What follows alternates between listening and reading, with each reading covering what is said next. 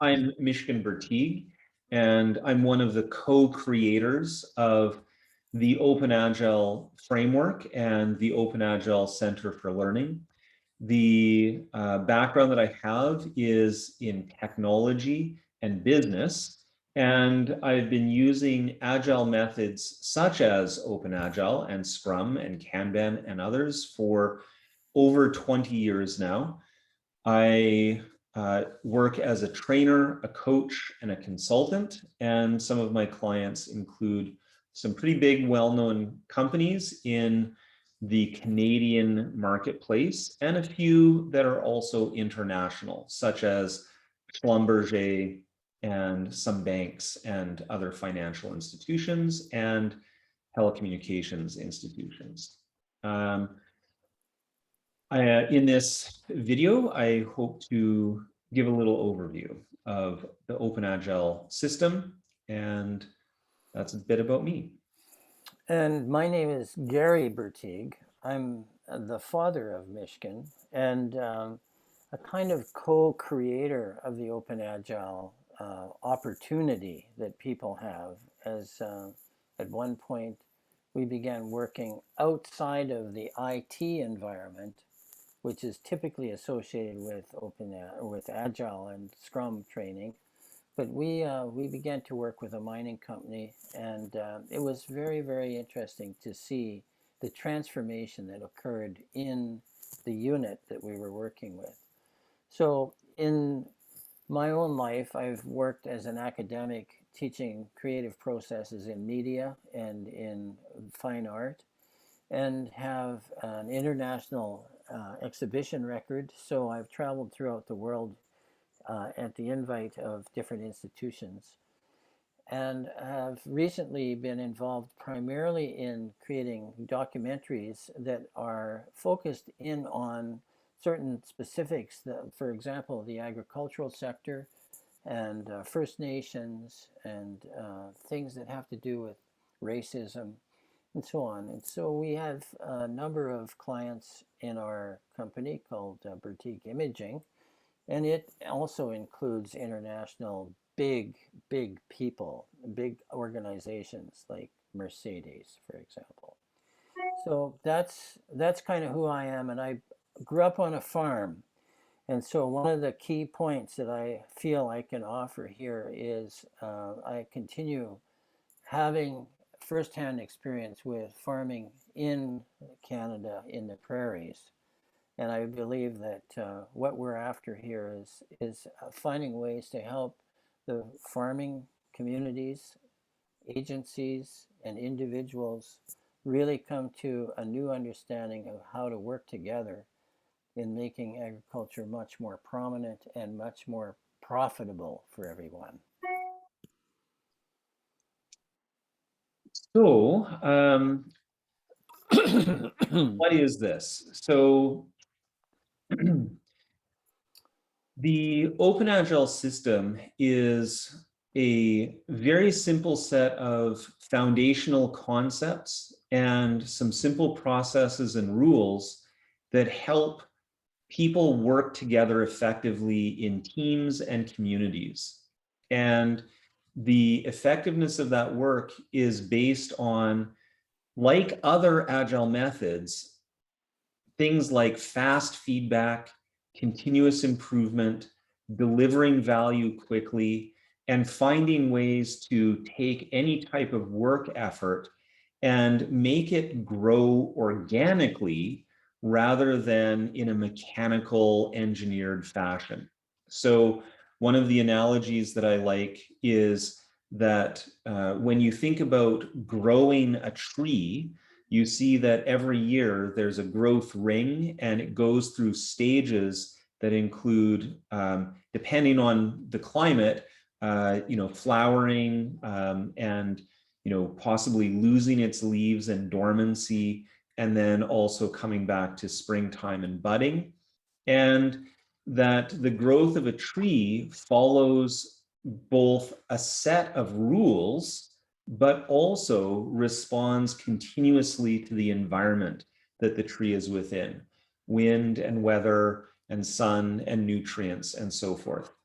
And so OpenAgile allows efforts that might typically be thought of in terms of planning to be instead done in an organic fashion, particularly when there's uncertainty, complexity, ambiguity, or even volatility in the work. And as such, it's very valuable for a lot of different types of work other than just, for example, IT or other technology-oriented fields. And this is in contrast to a more engineered approach where a system is defined based on fixed requirements that aren't going to change, and where one creates a plan and executes the plan, and it occurs as planned rather than with adjustments along the way. So OpenAgile really encourages us to think in terms of short cycles of work, continuous reflection on that work, learning as we're going, and in fact, then planning, yes, but only in a short-term sense rather than long-term planning. And this is a structure that's based on a concept called the learning circle, which Garry will present in a moment. Which is a pre-recorded video.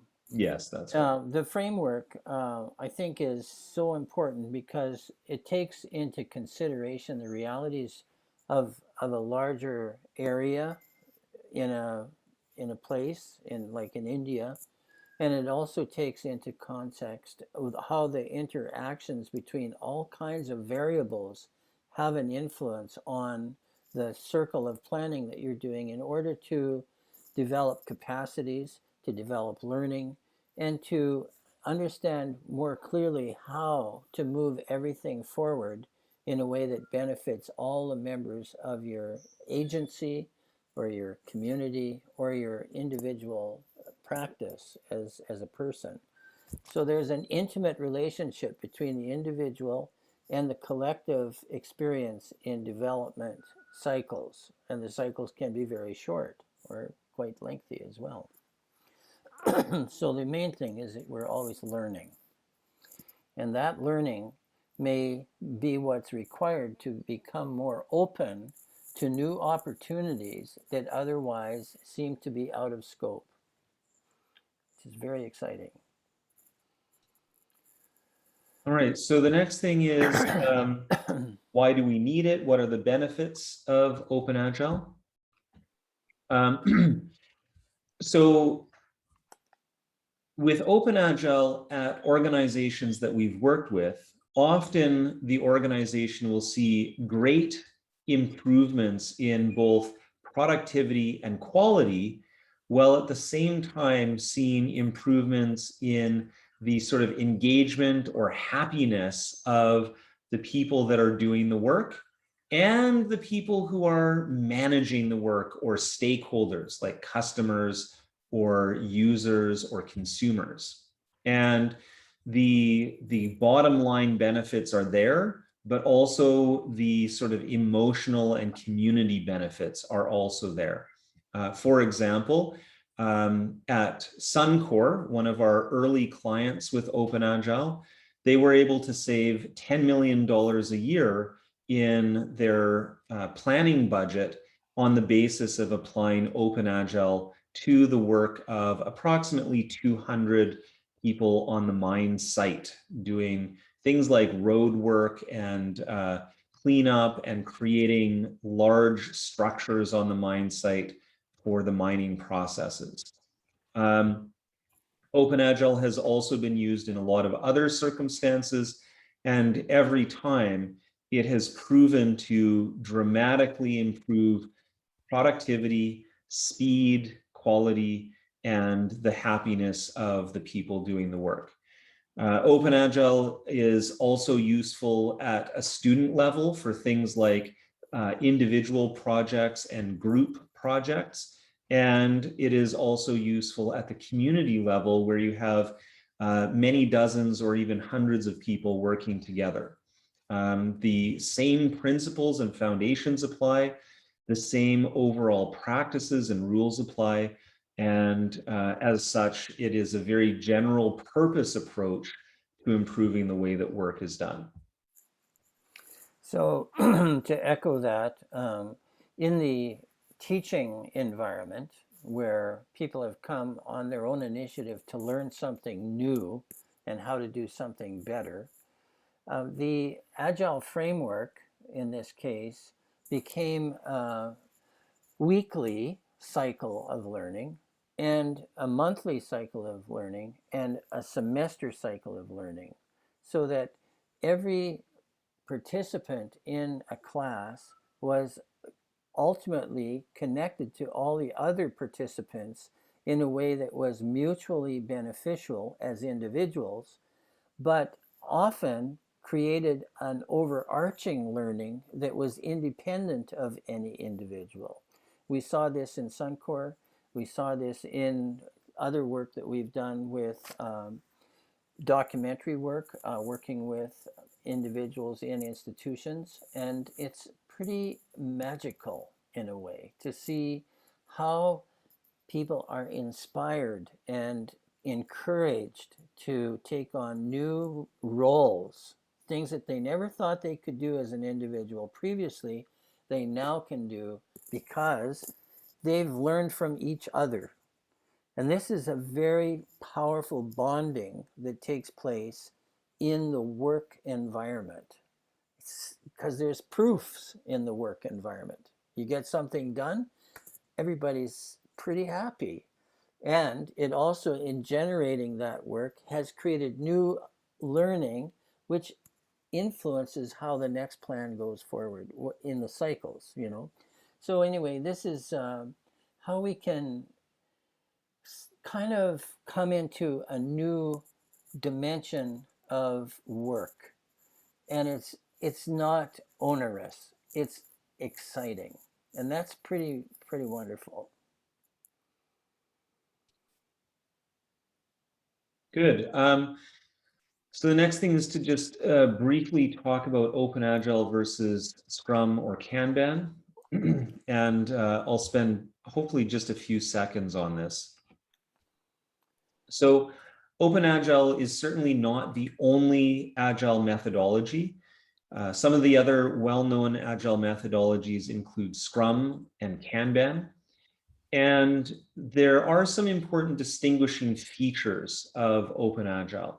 So first of all, OpenAgile is truly meant to cover all types of work that are done in groups, as opposed to Scrum, for example, which is really focused on product development, and Kanban, which is very, very focused on service delivery. Also, OpenAgile has proven itself in terms of a broad variety of types of work, whereas both Scrum and Kanban really are focused on and mostly proven in the technology or information or programming environments, software development and such. So those are two really fundamental differences. As well, OpenAgile has more flexibility than Scrum in terms of the types of rules and roles and so forth. So it integrates more easily with existing structures and organizational situations. But Kanban is also very flexible that way. The key differentiator from Kanban is the focus on creating teams and working as a team rather than as individuals. Kanban does not have that concept of teamwork to the same degree.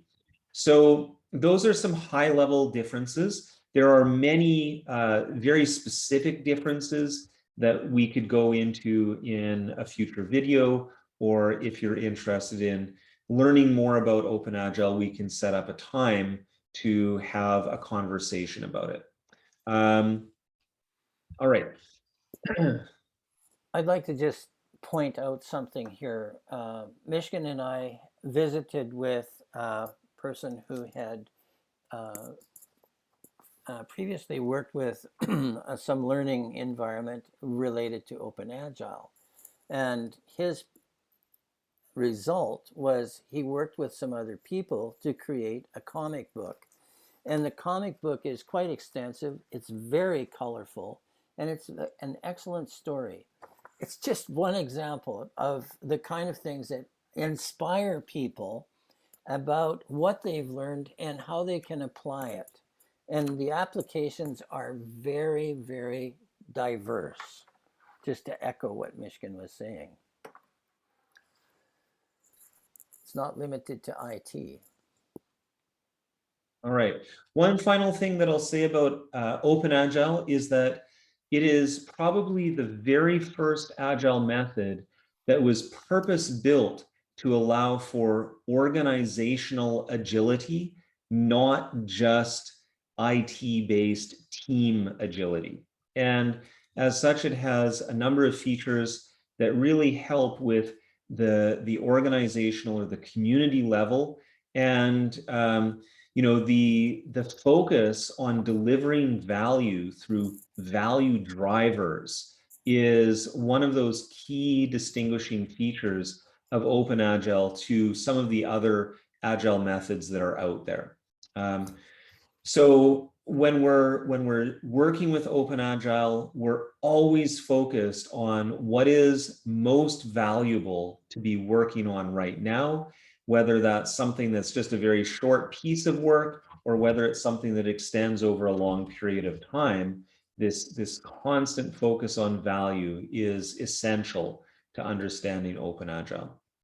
And just to, again, discuss this a little further, is that the community includes children and junior youth and young people and middle-aged people and elderly people, and they all have something to learn and they have something to contribute to the development cycles that affect them. And this open agile framework can be used, and I have used it with children, and it always draws in their parents and it draws in their grandparents, and they all have a fantastic new insight into learning with their children.